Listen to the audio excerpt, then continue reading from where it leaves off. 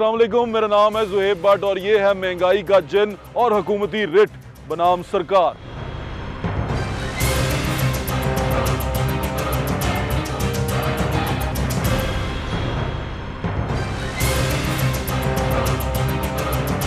नाज़रीन, एक जुबान ज़दे आम चीज़ है, वो चीज़ ये है कि जब पेट्रोल महंगा होता है तो बहुत महंगाई हो जाती है। जब आप पेट्रोल डलवाने जाते हैं तो पेट्रोल जब जूं महंगा हो तो आपको ये कहा जाता है कि इसके पीछे हर चीज़ महंगी होगी, सब्ज़ी महंगी होगी, दालें महंगी होंगी, इसके पीछे जनाब आपका ज़रूरतें जो रोज़मर्रा की अशियाँ सब की सब महंगी हो जाती हैं। लेकिन अब पेट्रोल जो है वो क्या कहते हैं ना, कुदरती तौर पे सस्ता हो गया है और बाहर इंटरनेशनल मार्केट में भी सस्ता हो गया है और थैंक्स टू कोरोना कि वो नीचे गिरता जा रहा है और गिरता जा रहा है, लोग गाड़ियाँ कम चला रहे हैं।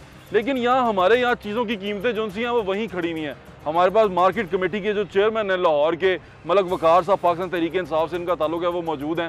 ये प्राइस को भी देखते हैं, लेकिन इनका ताल्लुक जो सा है वो सिर्फ उससे है फ्रूट, सब्जियों और मुर्गी और अंडों के साथ, लेकिन इनका ताल्लुक जो सा दूसरी चीज़ों के साथ नहीं है। तो इनसे इसी बात में पूछेंगे। अस्सलाम वालेकुम मलिक साहब, क्या हाल है आपका? सबसे पहले आपको मुबारक हो, हम उसके बाद आज मिले हैं जब आपको ओहदा मिल गया है। बिल्कुल, चलें ये तो देर आए दुरुस्त है, मिलते रहेंगे अब इंशाल्लाह मिलते रहेंगे। नहीं, हम कोशिश करें ना ही मिले तो अच्छा है, क्योंकि सोशल डिस्टेंसिंग रखनी बड़ी ज़रूरी है। अच्छा मलिक साहब, अभी आपने एक चीज़ नोट की है, लोग बाहर बड़े परेशान हैं, वो कह रहे हैं यार पेट्रोल के साथ कीमतें सस्ती होनी चाहिए थी। आपकी पार्टी के लोगों ने मीटिंग भी की, उन्होंने कहा कि यार लोगों तक इसका वो पहुँचाओ। चीफ सेक्रेटरी भी बैठे हुए थे, वो वज़ीर सनअत तजारत भी मियां असलम इकबाल भी बैठे हुए थे और बहुत सारे लोग थे।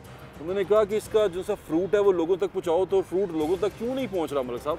लोगों तक फ्रूट पहुँच रहा है। मैं समझता हूँ कि इस वक्त अगर बनिस्बत पहले के अगर हम इसको कंपैरिजन करें तो आज कीमतें काफ़ी कम हैं, लेकिन जिस तरह से पेट्रोल की कीमत कम हुई है उस तरह से बाकी चीज़ें भी कम बिल्कुल होनी चाहिए। क्यों नहीं होती मलिक साहब? मुझे आपने ये सीखा तो होगा मैकेनिज्म कि ये मैकेनिज्म क्या होता है, क्योंकि अगर हम किसी से बात करते हैं, मैं किसी सब्जी वाले के पास जाता हूँ, चले मैं मुर्गी वाले की बात कर लेता हूँ।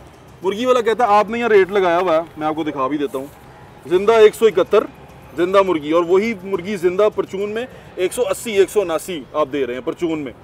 अब ये 260 गोश्त है, ये एक्चुअली ये जिंदा का है। हाँ, और ये उसका है मुर्गी का गोश्त है, गोश्त ब्रायलर मुर्गी का, ठीक है। अब गोश्त जो है वो 260 में मिल रहा है, लेकिन मैंने गोश्त जो है वो कल मेरे ख्याल से समनाबाद के अंदर 400 रुपये बिक रहा था कल। अच्छा, उसकी मैं आपको वजह बताता हूँ। हाँ, कि ये पोल्ट्री एसोसिएशन वाले इसका रेट निकालते हैं, आप नहीं निकालते, तो फिर ये मोहरे शोरे क्यों लगवाते हैं? वो हमें कन्वे करते हैं, वो हम लोगों की अवेयरनेस के लिए। आपके सिग्नेचर कहाँ है? लोगों की अवेयरनेस के लिए इसी पे यही है यार, आपके सिग्नेचर है, फिर आप क्या करते हैं? 260 रुपये आपने लिख के लगा दिया कानून का पर्चा वहाँ पे, और वो बेचे 400 रुपये में। ये अब हमारी ही जिम्मेदारी है। पोल्ट्री एसोसिएशन इससे पहले, ईद से पहले उन्होंने जब हमारे साथ मुज़ाकरात किए तो उसमें ये चीज़ तय हुई थी कि वो 260 पे बेचेंगे। वो अपने वादे से फिर गए, वादे से फिरते हुए उन्होंने गोश्त को ज़्यादा कीमत पे मार्केट में भेजा, जिसकी वजह से बेच दिया मलिक साहब, यानी कि बेच दिया, यानी कि 400 रुपये किलो मुर्गी ले गई दुनिया और वो फ़ायदा कमा गया।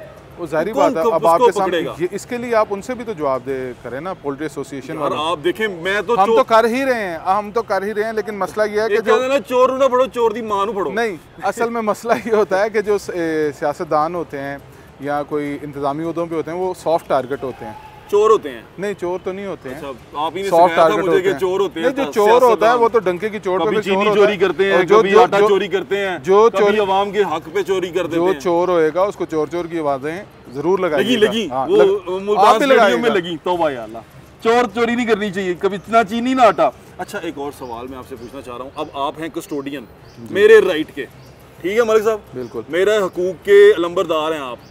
आपने ये करना है, क्या कहते हैं, नाफिज करना है कानून। आपने उसको समनाबाद बार बार इसलिए कह रहा हूँ कि वहाँ से मैंने खरीदा। अच्छा, मेरा एक दोस्त है आसिफ भट्ट, वो बेचारा रोता हुआ मुझे फ़ोन किया, कहता भट्ट साहब 400 रुपये मुर्गी लेती है, मैं समनाबाद हूँ। भट्ट साहब इस पे देख रहे हैं, आपने देखा होगा कि जो अगर मुर्गी महंगी बेची है तो बहुत से लोग इस पे गिरफ्तार भी हुए हैं और बहुत से लोगों को जुर्माने भी किए गए हैं। हमारी जो टास्क फोर्स है, भट्ट साहब आप फिर निशानदेही करें, कल उधर बंदे भेज देंगे। अब यही हो सकता है इस पे करेंगे, जो वहाँ का प्राइस कंट्रोल मजिस्ट्रेट है उससे आज कहते हैं कि वो जाके, लेकिन वो प्राइस कंट्रोल वाले पैसे ले लेते हैं ना यार। मतलब यार अब ये तो उन पे है ना, फिर जाके प्रोग्राम। आप शहर में रहते हैं, आपने एक चीज़ नोट की होगी कि पुलिस वाले जो हैं खुली हुई दुकानों के बाहर खड़े हुए हैं, थोड़ी सी पेप्सी भी पी लेते हैं, एक आधी बिरयानी की प्लेट भी खा लेते हैं, और वो खड़े में कहते हैं खुली रखो, रात 2 बजे भी सब कुछ मिल रहा होता है। देखें, जहाँ तक ये बात है, फिर आपको पता है इस कौम का थोड़ा सा लेवल है, वो तो लॉकडाउन के दौरान भी कुछ लोगों ने खिलाफवर्जी करने की कोशिश। अब तो डंडा आपके हाथ में यार, बहुत ज्यादा भी डंडा करेंगे तो लोग कहेंगे कि हम भूखे मर गए हैं। लेकिन अब हमने लॉकडाउन का जो तरीकाकार है वो इस तरह का बना दिया कि हफ्ता इतवार छुट्टी होगी, बाकी 6 दिन लोग खुल के काम करें, 7 बजे तक। थोड़ा सा डंडा तो करे ना, ये कर क्या रहे हैं? रात को 3 बजे पानो सिगटों वाली दुकान खुली हुई है, मजांग में जेदी खोल के बैठा होता है, पुलिस वाले फिर रहे होते हैं। मैंने देखा नहीं, मैं देखूंगा तो अब ये देखना आपने, मजांग में ना जेदी पान शॉप वो खुली होती है। ये कहीं आप ये तो नहीं बता रहे कि जेदी मजांग में भी आ गया है? हाँ, और वो खुला हुआ है, पुलिस की गाड़ी पास ही खड़ी होती। चलें छोड़ें, ये क्या बातें नहीं करनी चाहिए।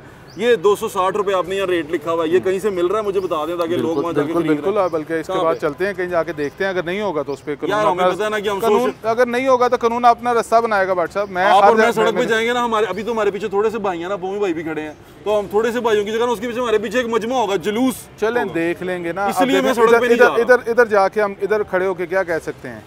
इन्फोर्स करना था, इन्फोर्स करेंगे। हमारी जो टास्क फोर्स, ये मलक वकार साहब हैं, मलक वकार साहब पाकिस्तान तहरीक इंसाफ के बड़े क्या कहते हैं ना होनहार कारकुन है, और बड़े क्या कहते हैं जो खून बहाने वाला कारकुन होता है ना, वो कारकुन है। इनको एक ओहदा मिला है और वो ओहदा है मार्केट कमेटी के, ये चेयरमैन है लाहौर की, और प्राइसेस जो सी हैं उस पर भी इनके सिग्नेचर होते हैं। ये आपने लगी देखी होंगी, ये प्राइसेस इन पे इनके सिग्नेचर होते हैं। इसका मतलब ये है कि कस्टोडियन है कोई ना कोई। अगर आपको कोई कहे कि मैंने ये 260 रुपये मुर्गी लिखी हुई है, आप किसी से मुर्गी खरीदने जाते हैं और वो आपको कहता है कि 400 रुपये की मुर्गी दूंगा, जा जनू कहने क्या ला, तो ये जो कागज़ है ना, ये फिर वहाँ पर आपके दरअसल मैं आपको इस पे मैं आपको थोड़ा सा ब्रीफ कर दूं। ये जो कागज़ आप दिखा रहे हैं ना, हाँ, ये हमने अवेयरनेस के लिए ये नर्फनामा दिया। असल में ये काम है लाइव स्टॉक का, लाइव स्टॉक और पोल्ट्री। सुन लें नाफिज नहीं कराना, करवाना बिल्कुल करवा रहे हैं मिलके, हर चीज़ हमने नाफिज कराना। असल में ये लाइव स्टॉक और साथ में जो प्राइस कंट्रोल की टास्क फोर्स है उसका काम है ये करने का। हमारे जो प्राइस कंट्रोल मजिस्ट्रेट होते हैं उनका काम होता है सब जो मार्केट कमेटी की हदूद में जो चीज़ें आती हैं, जो लोग सामान बेच रहे हैं उसमें। मलिक साहब ये इस पे सिग्नेचर आपके हैं, ये आप लेके जाते हैं, मुर्गी का गोश्त हाथ नहीं लगाया जा रहा, वो वधी जा रहा है। तो मैं भाई से पूछना चाह रहा था कि भाई ने कुछ किया उसके ऊपर? बिल्कुल किया, इस पे सुबह भी मीटिंग हुई है। आप अगले मीटिंग खेली जाते हैं यार मलिक साहब, खुदा के अलावा आप डंडा फौरी तो नहीं चलाया जा सकता ना। मीटिंग से अगर नताज ना, मैं जब किसी हुकूमती से बात करता हूँ ना, अभी मैं आपके दोस्त ही हैं बड़े प्यारे मुराद राज साहब, तो उनसे मैंने पूछा कि डॉक्टर साहब ये क्यों ऐसे हो रहा है? उन्होंने कहा हम मीटिंग कर रहे हैं। आपसे पूछा ये मीटिंग कर रहे हैं, खान साहब से पूछे मीटिंग कर रहे हैं, मैडम यास्मीन राशिद मीटिंग कर रहे हैं। भाई सानू भी तो दसो की हो रहा है। असल में नताइज मीटिंग के थ्रू ही निकलते हैं, वैसे निकलेंगे आप देखेंगे। देखें ना आप, ये भी तो देखें ना, क्या कहते हैं ना, मिट जाएगी खल्के खुदा तो इंसाफ करो, मिट जाएगी मखलूक तो इंसाफ। अच्छा हाँ, थोड़ी सी तस्हीह मेरी तस्हीह करते रहते हैं, लेकिन ये जो चीज़ें इन्होंने करनी है वो नहीं कर रहे। क्यों नहीं कर रहे मलिक साहब? मैं आपसे बड़ा सीरियस सवाल पूछ रहा हूँ। व्हाट्सअप होएंगे, आपको इंतजार करना पड़ेगा थोड़ा सा। आप ये भी तो देखें, प्रेशर देखें ना। कौन सा प्रेशर मलिक साहब? 3 महीने से कोरोना वायरस आया हुआ है, उसके साथ निपट रहे हैं। उसको हमने खान साहब ने कल कहा कि उसके साथ ही रहना, तो जाहिर बात है रहना, जागते रहना। हमने ट्रेंड को फॉलो करना। तो पूरी दुनिया में क्या ट्रेंड है? पूरी दुनिया बंद तो नहीं हो गई ना, यही ट्रेंड है पूरी दुनिया में भी। अब ऐसा ऐसा तमाम का पूरी दुनिया में अमेरिका ने $500 बच्चों को दिया और $1500 एडल्ट्स को दिया। आपने लोगों के अकाउंट्स में डाले 12,000 रुपया दिया नहीं देता जी अपने वोटर ना बिल्कुल नहीं। उस पे लिखा थोड़ी होता कि ना भाट साहब ये कहीं चले गए। 12 नहीं अब इस पे बात करें। 12,000 लोगों को फेवरेट टॉपिक आ गया। मुर्गी देनी है कि नहीं देनी? मुर्गी मिलेगी पक्की बात है। आप जिसको ना मिले मलिक साहब कोई नंबर दे दें उन्हें, नंबर आपका चला दें, हम चला दें, कोई बात नहीं। मलिक साहब टीवी पे आपका नंबर चला दें हम, कोई बात नहीं, चला दें। ऐसे कोई आपको पसंद करेगा वो भी आपको मैसेज कर देगा। कोई बात नहीं, पहली दफा नहीं चलना है, ये पहले भी चलते रहे। नहीं मलिक वकार साहब जो से उनका नंबर जो से हम टीवी पे चला रहे हैं सिर्फ इसलिए, एक कस्टोडियन है आपके तमाम रेट्स के, सब्जी और तमाम फ्रूट्स और मुर्गी और अंडे, ये जो रेट्स लगे होते हैं आप देखते हैं। अगर ये कहीं आपको लाहौर शहर में ज़्यादा मिल रहा है और कोई बंदा आपको उस पर एक्स्ट्रा चार्ज कर रहा है, तो मलिक साहब का नंबर मैं इनकी तस्वीर के नीचे एक दफ़ा चलाऊंगा, वो सेव कर लीजिएगा। मलिक साहब को ज़रूर रब्ता कीजिएगा, अपने किसी PS का दे दीजिएगा, आप बड़े आदमी आप। नहीं मैं आम कारकुन हूँ, और आप उससे रब्ता भी करेंगे और उसका प्रॉब्लम भी सॉल्व करेंगे। नहीं दिहाड़ी में 20,000 फ़ोन नहीं करेंगे तो साढ़ा तो चल ही रहा है, अंदाज देना। बहुत शुक्रिया मलिक साहब आपके वक्त का, thank you so much for your time. और मैं उम्मीद करता हूँ कि मुर्गी जो 400 रुपये किलो मिल रही है वो लोगों को पकड़े जाएंगे। समना बादल को पहले फाड़ लेना, बिल्कुल पकड़ेंगे इंशाल्लाह। आए नाज़रीन और लोगों से बात करवाते हैं आपकी। थैंक यू मलिक साहब, थैंक यू सो मच।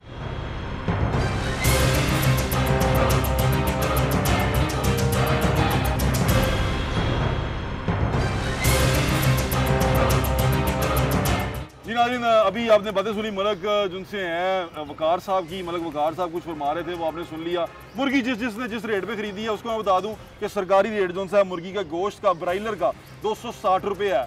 उन 260 तो जो वध बेच रहे हैं भाजी उनको आप निबड़ लेना। ये नरखनामा आपके सामने है, ये हकीकत है और आपके सामने कमेटी का चेयरमैन बता गया। अभी आरिफ गुजर साहब मेरे साथ मौजूद है, ये करियाना एसोसिएशन, मर्चेंट एसोसिएशन के सदर हैं और लाहौर में ये करियाना एसोसिएशन को रिप्रेजेंट करते हैं। कैसे हैं आप गुजर साहब? ठीक ठाक हैं।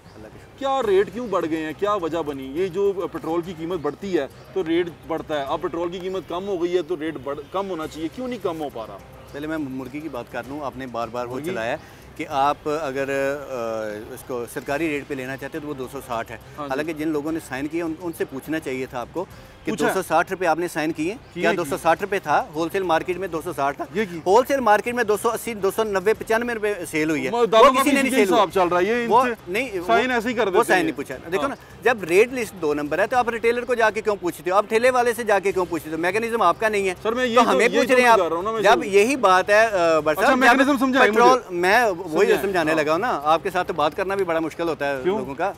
तो जब पेट्रोल होता है क्या तो हर एक फड़ लेंगे। अच्छा, जब पेट्रोल 3 रुपये बढ़ता था ना, सिर्फ 3 रुपये लीटर, ठीक है, तो उसकी कीमत होती हर चीज़ पे 3 रुपये बढ़ जाते थे। अच्छा ठीक है। अब जब 110 से 74 आया, किसी कंपनी ने कोई रेट कम नहीं किया, यानी कि जिनसे आप दालें शालें खरीदते थे, दालों के अलावा कोई प्रोडक्ट खरीदते थे, साबुन, माचिस, जितनी भी चीजें खरीदते थे, किसी ने कम नहीं किया, किसी ने कोई चीज कम नहीं किया, किसी ने पूछा भी नहीं। इंफॉर्मेशन है आपके लिए। अच्छा, अब देखें ना, अब ये होना तो ये चाहिए था कि चलो ज्यादा ना तो 3 रुपये पर पीस के कम कर दें यार।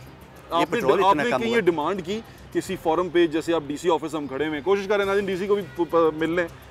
देखिए ना, अब बात ये है कि हम जब यूटिलिटी स्टोर के रेट इनके साथ शेयर करते हैं तो ये कहते हैं ये फेडरल का मसला है। यूटिलिटी स्टोर के रेट तो ज्यादा है, फेडरल का मसला नहीं है, ये आवाम का मसला है। यूटिलिटी स्टोर पे चने की दाल कितने की है किलो? 160 रुपये किलो है। और आपकी हमारी दाल 128 रुपये किलो है। करियाने में 128, यूटिलिटी स्टोर पे 160। उन हिसाब लगाते हैं, यही नहीं हिसाब लगाना, ये हिसाब भी लगाए ना, जो 50 अरब रुपया दिया है वो किस हिसाब में दिया है? जो 125 रुपए किलो उनके चने हैं, 105 रुपए किलो ओपन मार्केट में बिक रहे हैं। 700-800 और मिर्चें बेच रहे हैं, आप कितने की बेच रहे हैं? तो देखो ना, 775 रुपए यूटिलिटी स्टोर का रेट है जिनको 50 अरब रुपए दिया, और 700 रुपये ओपन मार्केट में रेट है जो 1 नंबर मिर्चें हैं। और यही हिसाब दूसरी दालों का है, वो भी 70 से लेके 125 रुपये तक फर्क है यूटिलिटी स्टोर का। आपके पास जो प्रोडक्ट बिकती है, आपको जो कम मिलती है, कोई चीज़ कोई ना कोई तो कम हुई होगी कहीं ना कहीं। एक चीज़ भी नहीं है। अच्छा, कोई डिस्कस भी नहीं करना चाह रहा, ना सरकार करना चाह रही, ना कंपनी डिस्कस करना चाह रही है।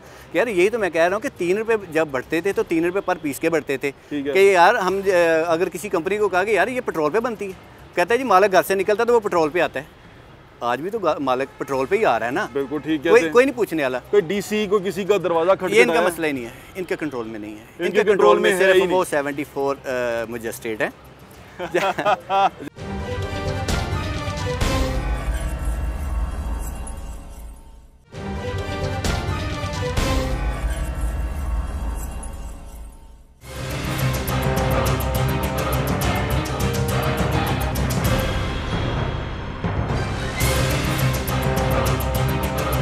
तो ये साहब मुझे ज़रा एक चीज़ समझाएं, लोग क्योंकि ये जानना चाह रहे हैं, इसको आसान ज़ुबान में हम करते हैं।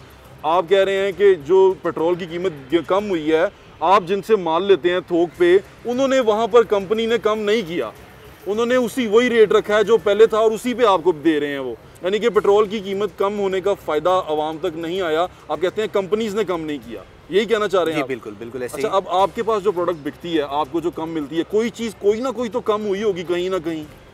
एक चीज़ भी नहीं है। अच्छा, कोई डिस्कस भी नहीं करना चाह रहा, ना सरकार करना चाह रही, ना कंपनी डिस्कस करना चाह रही है। यार यही तो मैं कह रहा हूँ कि 3 रुपये जब बढ़ते थे तो 3 रुपये पर पीस के बढ़ते थे कि यार हम अगर किसी कंपनी को कहा कि यार ये पेट्रोल पे बनती है, कहता है जी मालिक घर से निकलता तो वो पेट्रोल पे आता है। आज भी तो मालिक पेट्रोल पे ही आ रहा है ना। बिल्कुल ठीक है। कोई नहीं पूछने वाला। बिल्कुल ठीक है। ना गवर्नमेंट इस पर डिस्कस करना चाह रही, ना कंपनी डिस्कस करना चाह रही है, कोई इस पर डिस्कस नहीं करना, कोई डिस्कस करना ही नहीं चाह रहा। अब देखें ना, जो 74 हो गया ना, 26 और 36 रुपये तकरीबन पेट्रोल कम हो गया। मुझे भी फायदा हुआ, आपको भी फायदा होगा, दूसरे तीसरे को फायदा हुआ। असल में मसला ये था कि इसका फायदा आवाम को क्यों नहीं पहुंचा। बिल्कुल ठीक है, नहीं हो रहा, कोई मैकेनिज्म है ही नहीं। कोई पूछने वाला है ही नहीं। आवाज उठा रहे हैं किसी चीज फोरम पे? जी, इससे कल भी मेरा प्रोग्राम था, सिटी 42 का ही था, मैंने उधर भी मैं सिटी 42 को मीडिया से ध्यान दे हो, कोई डीसी को किसी का दरवाजा खटखटाया, इनका मसला ही नहीं है, इनके कंट्रोल में नहीं है। इनके कंट्रोल में सिर्फ वो 74 मजिस्ट्रेट है जो आपको ही पता है कि खान साहब, ये आप गौर से सुनिएगा। इमरान खान साहब हमारे प्यारे वज़ीर-ए-आज़म हमारा प्रोग्राम बड़े शौक से देखते हैं। ये बात सुनने वाली है, ये है कि आपकी जितनी मशीनरी है सरकारी, उसका कंट्रोल ही नहीं है मार्केटों के ऊपर। यानी कि वो सिर्फ आपको जमा खर्च कागज़ों में बताते हैं और उसके बाद जो सड़क के ऊपर जो असल प्राइसेस हैं, जो कीमतें हैं, वो हम आपको बता रहे हैं कि जनाब ऐसा कुछ नहीं है। जो सपने आपको वज़ीर-ए-आज़म हाउस में दिखाए जाते हैं वो सारे झूठे हैं। वो किले जो आप बनाते हैं वहाँ बैठ के, वो सारे हवाई हैं। आपका बहुत बहुत शुक्रिया गुजर साहब, कुछ कहना चाहते हैं आप? जी बिल्कुल कहना चाहता हूँ कि जो मैसेज आपने इमरान खान साहब को दिया है, इससे बेहतर था आप मैसेज ही ना देते। उससे क्या आवाम को फ़ायदा पहुँचना है? बेड़ा गर्क तो हो गया मुल्क का। अब जो लोग मैसेज भी ना दो, वो नहीं देना चाहिए ना। मैसेज तो उस जगह पे दे ना भाई। आप दवाई उससे लेने जाएं जो डॉक्टर है, जहाँ मेडिकल स्टोर है, तो आप किराने वाले से दवाई लेने जाएंगे तो कहाँ से मिलेगी आपको? मैं करंट लगा रहा हूँ, शायद मुर्दा जिस्म में जान आ जाए। ऐसा कुछ नहीं होना, ऐसा कुछ नहीं होता। उधर लफ्ज़ गलत, नहीं कोई गल नहीं, ऐसा कुछ नहीं होना। ठीक है, बहुत बहुत शुक्रिया आपका आरिफ गुजर साहब, थैंक यू सो मच। अभी आपने करियाना मर्चेंट के जो सदर हैं आरिफ गुजर साहब और मलक वकार साहब, जो मार्केट कमेटी के चेयरमैन हैं लाहौर के, उनकी बात सुनी। और इस बात की बात सुनने से ये अंदाज़ा लगाया जा सकता है कि कुछ भी इनके बस में नहीं है। जो मर्चेंट है, करियाना मर्चेंट है, वो कहता है कि जी मेरे बस में कुछ नहीं है, मैं अगर पीछे से इतने की खरीद के लाऊंगा तो आगे मैं इतने की ही बेचूंगा। जब आप किसी सरकारी अफसर से या किसी औहदेदार से बात करते हैं तो वो कहते हैं हमने जी रेट लिस्ट लगा दी है, अब ये आगे नाफिज होना बाकी है, जो मजिस्ट्रेट ने नाफिज करना है या किसी और ने नाफिज करना है। अब यहाँ पर जब आप हुकूमत की तरफ ऊपर देखते हैं, अपने प्राइम मिनिस्टर की तरफ भी देखते हैं, तो वो बेबस नजर आते हैं। हुकूमत इतनी मजबूत हो के इतनी बेबस कैसे हो जाती है, ये बड़ा कीमती सवाल है और इस सवाल की तलाश में हम निकले हुए हैं। क्योंकि अगर हुकूमत बेबस हो जाए, अपनी सारी मशीनरी के साथ बेबस हो जाए और अपनी बेबसी का इजहार कर दे, तो मेरे ख्याल से फिर वो हुकूमत नहीं रहती। उसको फिर हुकूमत करने का कोई हक नहीं है अगर वो इस तरह बेबसी का इजहार कर दे और वो खुद को कहे कि जी मेरे हाथ में कुछ नहीं है और मैं कुछ नहीं कर सकता और ये ऐसे ही है, ऐसे ही होना है। क्योंकि पीछे एक तकरीर आप सुन रहे थे, वो तकरीर इमरान खान साहब की थी। उन्होंने कहा कि कोरोना वायरस के ऊपर उन्होंने जो बात की बड़ी खूबसूरत बात थी। उन्होंने कहा कि मैंने दिहाड़ीदार तबके के बारे में सोचा, गरीब आदमी के बारे में सोचा। बहुत अच्छा सोचा आपने, और इससे अच्छा आप सोच नहीं सकते थे। लेकिन दूसरी जगह पे जहाँ पर ये स्पाइक ऊपर जा रहा है और जो अमवात हैं और जो पेशेंट हैं उनकी तादाद बढ़ती जा रही है। अब दुनिया में हम डेली जो पेशेंट रिकॉर्ड हो रहे हैं, जो तादाद है उनमें दुनिया में हम नंबर 1 पे आ चुके हैं, 4000 से ऊपर जा चुके हुए हैं। तो इस कदर बड़ी तादाद के साथ जब पेशेंट आ रहे हैं तो फिर आप दिहाड़ीदार तबके के बारे में सोच रहे हैं और फिर आप कोरोना पेशेंट्स के बारे में भी सोच रहे हैं, तो आप क्या सोच रहे हैं फिर?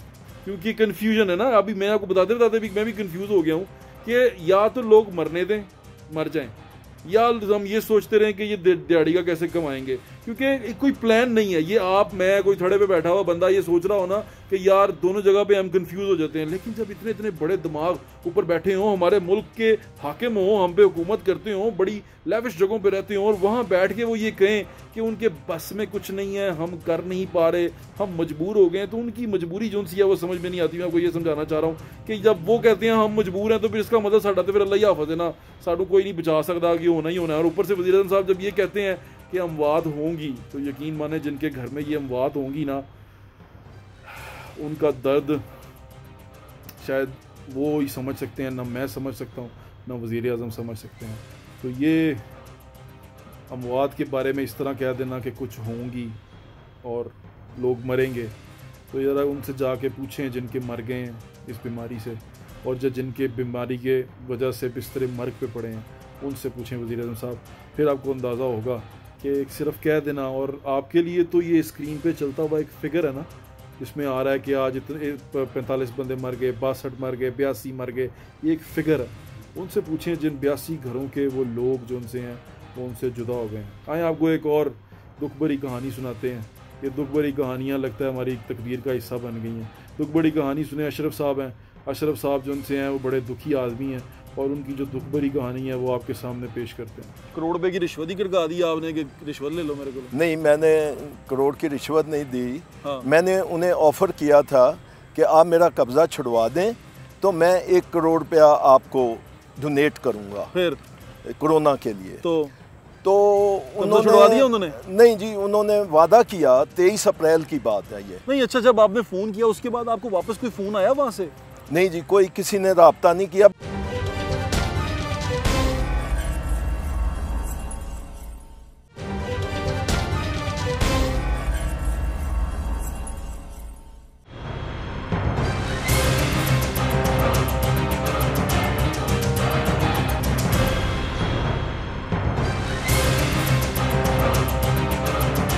अभी आपको दिखा रहे हैं जो तमाम चीज़ें हुकूमती रिट के हवाले से। हुकूमती रिट को लेके एक और बड़ी खूबसूरत चीज़ है, क्योंकि इमरान खान साहब जब आए थे ना तो मुझे ऐसा यकीन था कि ये पूरी तरह कंट्रोल कर लेंगे।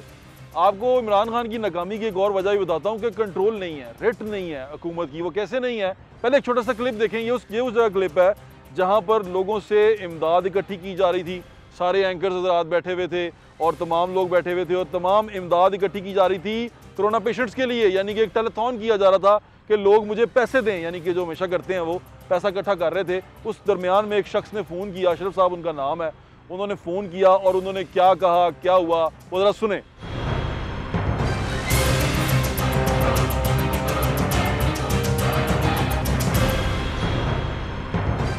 कुवैत से जी, अस्सलाम वालेकुम महमूद साहब।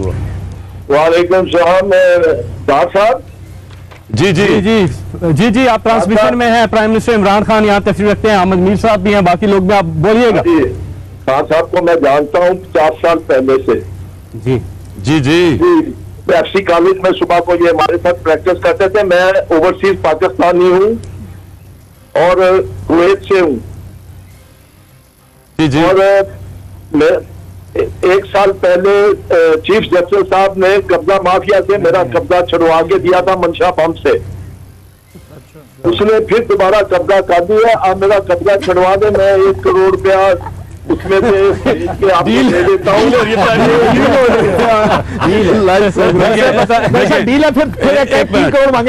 कब्जा तो आपका हम मुफ्त छुड़वा देंगे, उसके बाद आप वैसे ही कंट्रीब्यूट कर देंगे। बहुत बहुत शुक्रिया जी।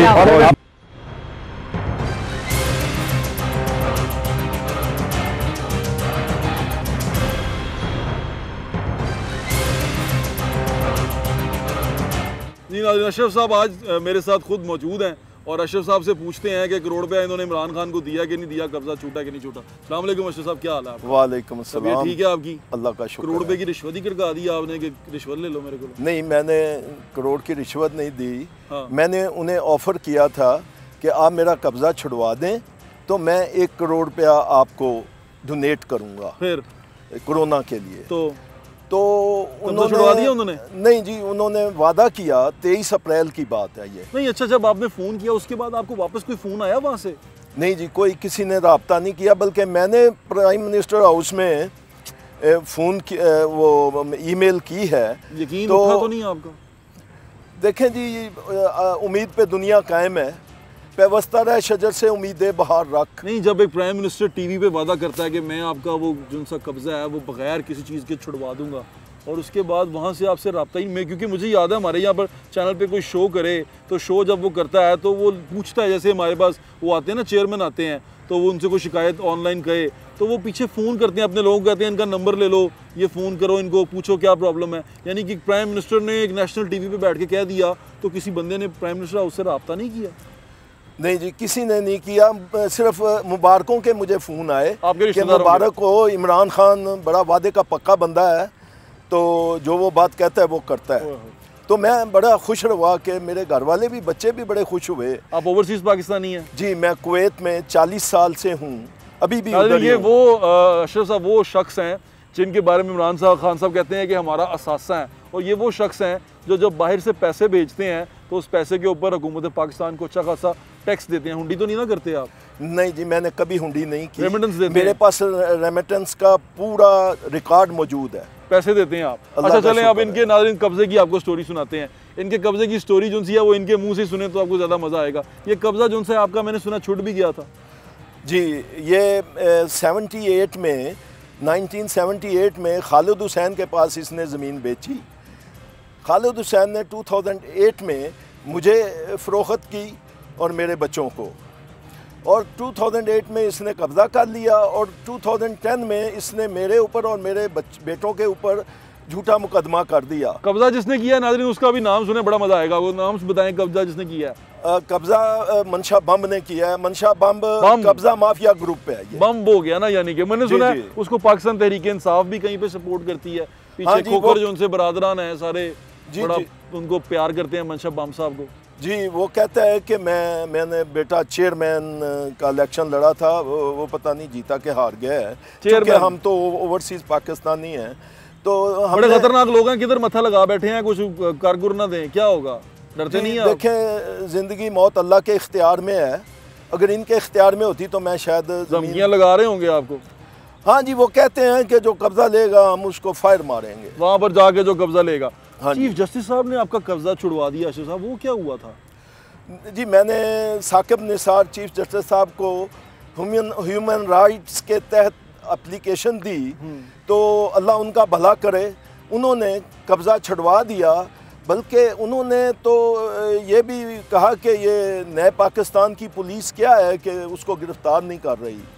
फिर उसके बाद हम सब गिरफ्तार भी हो गए थे, फिर गिरफ्तार भी हो गए।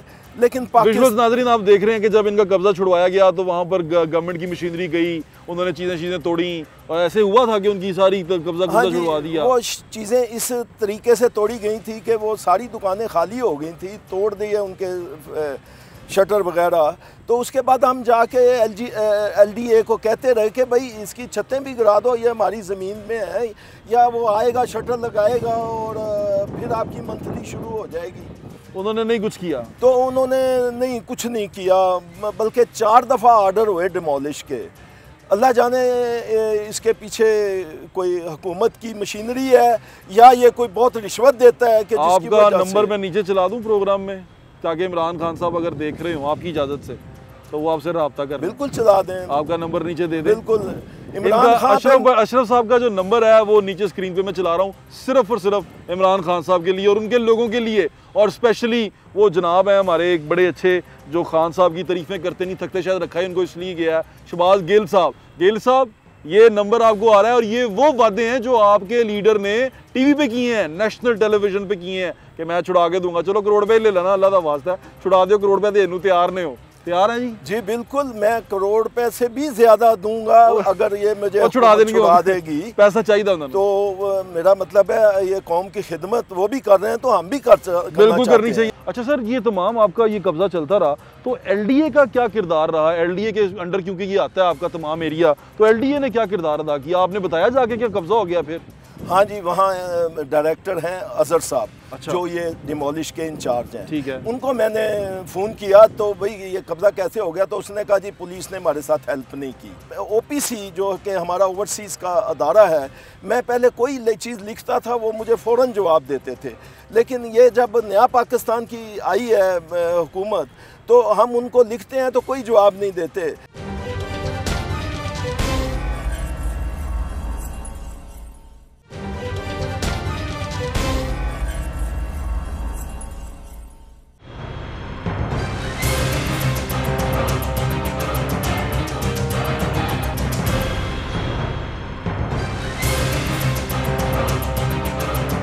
जब साकिब निसार ने आपका कब्जा छुड़वा दिया और वहाँ पर आप चले गए तो फिर उसके बाद बम साहब किधर से आ गए? बम साहब पता नहीं चलता ना। देखें जी, जब बम साहब ने 4-5 दफ़ा कब्ज़ा करने की कोशिश की, हमने 15 पे कॉल चलाई तो उनको रोका, लेकिन हम ओवरसीज़ पाकिस्तानी हैं, हर वक्त तो इधर नहीं होते, तो मैं उधर था तो फिर उसने दोबारा कब्जा कर लिया। अच्छा सर, ये तमाम आपका ये कब्जा चलता रहा तो LDA का क्या किरदार रहा? LDA के अंडर क्योंकि ये आता है आपका तमाम एरिया, तो LDA ने क्या किरदार अदा किया? आपने बताया जाके क्या कब्जा हो गया फिर?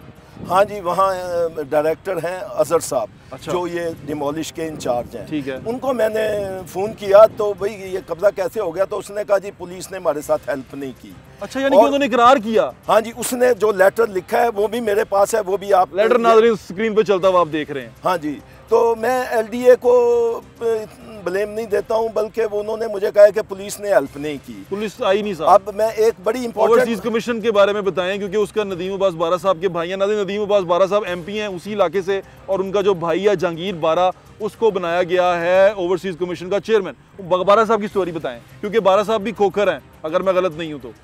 ये तो नहीं पता मुझे कि वो खोखर हैं या नहीं, लेकिन वो मेरे मुकदमे में वो आए थे तो उनको भी कुछ परेशानी हुई, तो करामत खोखर साहब को भी, हालांकि मेरा इसमें मैंने कोई उनकी शिकायत नहीं की थी। सरफराज खोखर, करामत खोखर सबको बुलाया था अदालत में? उन्होंने बुलाया था, देखो जी वो चीफ जस्टिस साहब ने बुलाया था किसी वजह से, मुझे नहीं पता। लेकिन ओपीसी जो कि हमारा ओवरसीज़ का अदारा है, मैं पहले कोई चीज़ लिखता था वो मुझे फ़ौरन जवाब देते थे, लेकिन ये जब नया पाकिस्तान की आई है हुकूमत तो हम उनको लिखते हैं तो कोई जवाब नहीं देते। मैं साहब के पास गए हैं आप? जी नहीं, बारा साहब तो थे नहीं, मैं गया तो वाइस चेयरमैन वसीम अख्तर साहब थे, जिन्होंने वादा किया था कि हर केस 3 महीने में ख़त्म करेंगे। अब तो 2 साल हो गए नहीं ख़त्म हुआ। मेरा 10 साल से अदालतों में मैं रुल रहा हूँ और कोई फैसला नहीं हुआ। बारा साहब जो हैं वो MP हैं लाहौर शहर से, जहाँ पर इनकी प्रॉपर्टी है उसी के करीब इनका हल्का है, और वहाँ पर खोखर बरादरी जो है वो बड़ी होल्ड रखती है। खोखर बरादरी का बड़ा होल्ड है। पहले जो नून लीग के खोखर थे, अब खोखर जो हैं वो PTI के हैं, रिश्तेदार हैं सारे आपस में। और बारा साहब जो हैं, जहांगीर बारा साहब ओवरसीज़ कमीशन के चेयरमैन भी हैं, वो नदीम बारा साहब के भाई भी हैं छोटे। तो ये तमाम के तमाम उनके अंडर आते के तो कमाल नहीं हो गया। LDA को तो नाज़रीन, क्योंकि अफसरान जो हैं कोरोना में बड़े बिजी हैं, आप पीछे खबरें भी उनकी सुनते हैं कि कोरोना उनके लिए रहमत नहीं रहमत बन गया, तो वो फुल इम्तियाजी सैलरियाँ भी ले जा रहे हैं। तो बादशाह बम साहब जो हैं उनको मिलना ज़रा मुश्किल है। मैं आसानी से मिल जाता हूँ, मेरा नंबर नीचे दिया गया है। बम साहब को अगर लगे कि वो हमसे रब्ता करके अपना मौक़िफ़ देना चाहते हैं तो बम साहब आपके लिए भी ये प्लेटफॉर्म जो सा मौजूद है, आप भी यहाँ बैठे हैं और आगे हमें बताएं आपका मौक़िफ़ क्या। अशरफ साहब ने अपना मौक़िफ़ दे दिया, कब्ज़ा उस ज़मीन के ऊपर है, लेकिन यहाँ पर जो तमाम चीज़ बताने वाली अशरफ साहब मेरे साथ बैठे हुए हैं, वो आपको नाज़रीन बताने वाली ये है कि एक प्राइम मिनिस्टर जिसको दुनिया कहती है कि वो अपना वादा पूरा करता है, उसने एक बुज़ुर्ग से वादा किया नेशनल टेलीविज़न के ऊपर, और उसने उसमें कहा कि जनाब आपका कब्ज़ा हम वैसे ही छुड़ा देंगे। इन्होंने उसे कहा भाई करोड़ रुपया ले ला, तो करोड़ रुपया भी नहीं मिल सका बेचारे को। और इनको इस नेशनल टेलीविज़न पे वादा करने के बावजूद वहाँ से खान साहब के किसी बंदे का फ़ोन भी नहीं आया, और गिल साहब को ही कह देते फ़ोन कर लें, वो तो बड़े माहिर हैं इन चीज़ों में, उनसे भी नहीं हो सका। तो ये शख्स जो है आज भी इंसाफ का मुतलाशी है, ये ओवरसीज़ पाकिस्तानी है, और ये चाहते हैं कि इनका जो हक है वो इनको मिले और गवर्नमेंट की रिट कायम हो। जो अदालती फैसले हैं जो आप साइड पे चलते हुए भी देख रहे हैं, कागज़ वो लेके आए हुए हैं, वो हम आपको दिखा भी रहे हैं टीवी के ऊपर, तमाम के तमाम जो वो कागज़ लेके आए थे कि तमाम की तमाम लीगल डॉक्यूमेंट्स इनके पास मौजूद हैं। इसके बावजूद गवर्नमेंट अपनी रिट क्यों नहीं कायम कर पाती? अब मैंने आज के प्रोग्राम में आपको ये बताया कि गवर्नमेंट कितनी कमज़ोर है, ना वो महंगाई कंट्रोल कर पाती है, ना वो उन लोगों को जो वज़ीर आज़म के बकौल हमारे सबसे बड़ा असासा है हमारा, उनको उनका हक दिलाने में कामयाब हो पाती है। तो ये तमाम का तमाम ड्रामा जो है, टोपी ड्रामा, ये इन नटशेल आपके सामने पेश किया है। आप बेहतरीन जज हैं, इसको जज ज़रूर कीजिएगा और बताइएगा कि ये कैसा काम कर रहे हैं और हम कैसा काम कर रहे हैं। नीचे हमारा नंबर चल रहा है, उस नंबर पे अपना फीडबैक ज़रूर दीजिएगा। और मंशा बाम साहब, अगर आपने अपना पॉइंट ऑफ व्यू देना है तो नंबर नीचे यार रब्ता करें, बंदा हाज़िर हो जाएगा, आपका पॉइंट ऑफ व्यू ज़रूर चलाया जाएगा। अपना ख्याल रखें, मुझे इजाज़त, इंशाल्लाह फिर मुलाकात होगी। अल्लाह हाफ़िज़। पाकिस्तान जिंदाबाद।